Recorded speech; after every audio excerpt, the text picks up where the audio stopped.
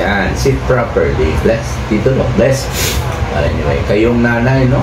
Dili, Dok. Nanay, lola, Dok, lola. Lola na po kayo. So anyway, magpaalam po ako sa inyo na i-video record natin itong consultation. Okay, Dok. Oops, mali po yan. Huwag nyo itaas yung paa ninyo.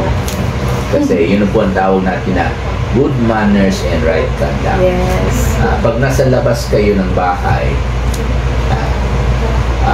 kailangan good manners. Yung paa ninyo, huwag nyo ipatong sa silya. Kasi unang-una, ang silya po ay para sa puwet. Okay po. Ang paa po ay para sa sahig. Okay po. Tingnan naman kita na hindi ninyo maabot ang sahig dahil bata pa po kayo. Yung paa po ninyo hindi pa naman masyado mahaba. Pero medyo tiisin mo na lang muna, ha? Okay. So, papayag naman kayo, no? I-video ko, tapos i-post po natin sa YouTube, no? Dr. Jeff Ho YouTube channel. So, ubo po, ilan araw na po yung ubo niya? 3, Dok. 3 days na. Wala ba? Bawal, on and off. So, 3 days, from umpisa, 3 days o 1 week na po ito? Mga anak, Dok. Mga 1 week pa. Mawala man good siya. Malaman ko na po yung ubo, malaman. Yung kung sa Bisaya pa na, paka yung ubo. Oo, Dok. Tingog na yun, kanang matunog na. Para may plema na. Oo, may plema dito. Nilalabas po niya yung plema. Oo, siya po. Anong kulay ng plema niya? Yellow, puti, green? Puti, puti?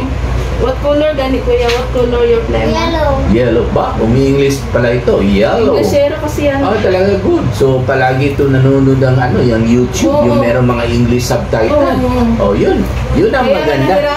nahirapan ako dyan. Hindi ako marunong mag-English. Hindi kayo marunong mag-English. Nahirapan ako. Mag-ano rin kayo, magsabay na lang kayo tingin ng YouTube na yun rin ang maganda, no? Pag ang inyong mga anak nagsa-cellphone, dapat doon sila manood sa yung YouTube na palabas na meron English subtitle. Kasi alam mo, mas maaga sila marunong mag-English pag manonood sila ng gano'n. Kasi marami tayong pasyente, magtaka ako, uy, ang galing na po itong mag-English, ha? Ayun pala, naghahawak ng cellphone, yan, nanonood. Okay? Now, yung may English subtitle, huwag kayong pumayag na doon sila sa mga violente na palabas. Yung mga games minsan na napaka-violente, baril-barilan. Huwag yun, ha? Huwag yun. So, ituloy po niya yun. Yung may, pero labas dyan, hindi na pwede yung mga games, mga TikTok, mga Facebook, mga YouTube, huwag, ha? Okay? So, nakakaintindi po ito ng Tagalog, hindi masyado. Hindi masyado. Bisaya, hindi rin masyado. Kasabot kag Bisaya, do you understand English? Opo. Of course, you understand Bisaya also. Okay, so anyway, is your throat itchy? Is it itchy? Makati po ba ang lalamunan mo? Is it itchy? No. May lagnat po siya? Do you have any fever? Wala, Dok. Do you have any running nose? Runny nose? Do you have any nasal discharges? Sipon, may sipon po kayo. Titingnan na lang po natin. Sige. Okay. Open your mouth, please. Say Stick out your tongue, please. Nice. Okay. It's rather pale. Maputla. Pale. Maputla. Sa Bisaya, luspad. Bakit maputla? Dahil po yan sa allergy. Allergy sa alikabok, sa usok. Meron pa po naninigarilyo sa bahay? Marami po, Dok, sa labas. Ayun. Siyempre, pumapasok yung usok sa bahay, di ba? Ayun. Number 1 po yan. Mahirap naman pigilan sila, di ba? So, dapat, ang pinakamagandang reseta para sa allergy niya ay house and lot. Magreseta po ako ng house and lot. Ayan. Lumipat na lang kayo. Pero pinakamahal na gamot yan, yung house and lot. Hindi ba nyo pwede isara yung bintana dahil mainit siguro, no? Hindi na lang maglabas, Dok. Correct. Minsan kasi mag-bike yan Gusto mag-bike. Yan. Hindi na po pwede mag-bike. Hindi kayo pwede lumabas. Pwede lang kung pupunta kayo sa school. At saka pag mayroon naninigarilyo, lumayo kayo. At yung electric fan po ninyo, kung meron man, dapat nakaharap sa bintana para walang chance po pumasok yung usok, yung alikabok. So Sige po.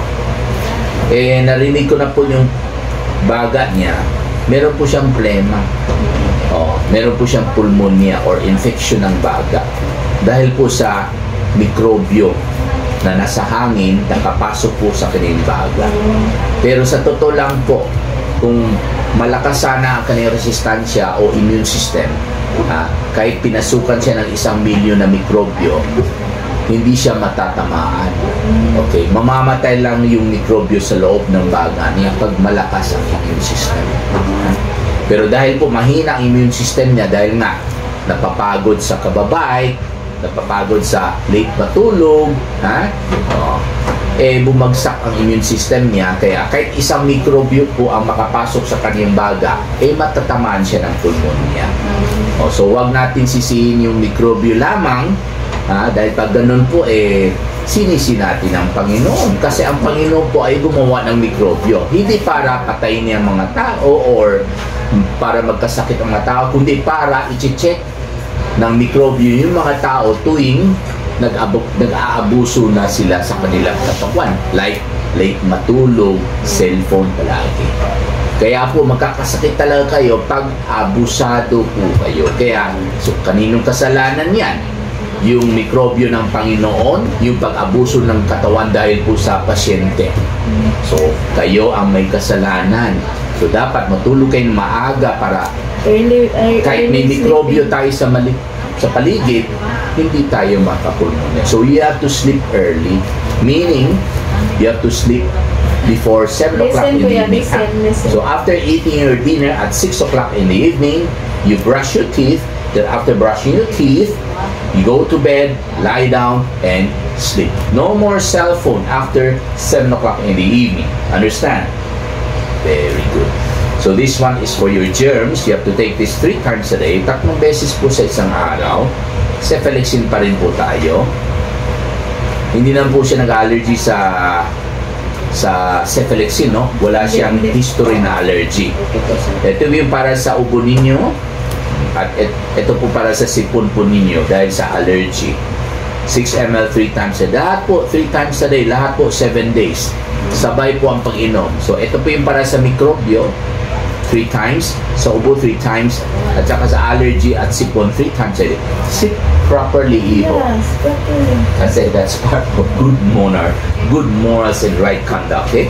So, mag-start na po siya ngayon mag-inom para sa breakfast, ha? Okay, ngayon din, 10 ml, 6 ml, 6 ml. Then yung second doses niya, pwede na po mga alas 8 mamayang gabi. Ha? Para makapangalawa na po siya. Kasi po, hinahabol natin yung mikrobyo. Huwag na po natin hintayin after 6 hours.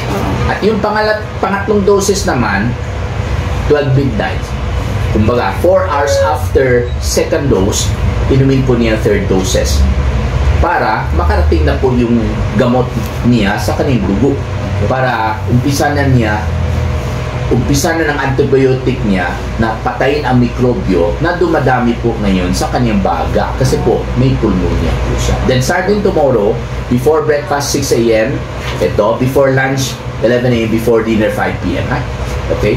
So matulog na kayo ng maaga. You have to sleep before 7 o'clock in the evening. No running outside, ha? No biking, ha? No bathing at the beach or pool, ha? Okay? Sa banyo lang po siya maligo.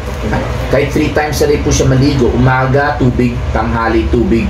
Sa hapon naman, tubig at sabon. Alas 5 ng hapon. Lalo pag galing siya sa eskwelahan. Ano palang oras ng kaniyang klase? Umaga or sa hapon? Afternoon po. 1 o'clock hanggang 4 o'clock. Pag 4 o'clock, uwi sa bahay, diretso banyo kaagad, ha? Okay? So, meron pa po kayo papacheck up sa akin? Siya rin. Sus. So, anyway. So, yun. Pahinga kayo ng maaga. Alas 7. Bago mga alas 7, matulog na po kayong lahat, ha? Patay ng ilaw, patay ng cellphone, patay ng TV, ha? Huwag kayong magtakbo ng takbo, ha? Okay, bawal po yan. Huwag kayong lumabas ng bahay. Upo lang po kayo sa bahay, magbasa kayo ng libro, mag-aral kayo, magdasal kayo, para maaga kayong gumaling sa sakit ninyo, ha? Okay? So, dito tayo mag-pause. Hi! Thank you for watching! Okay.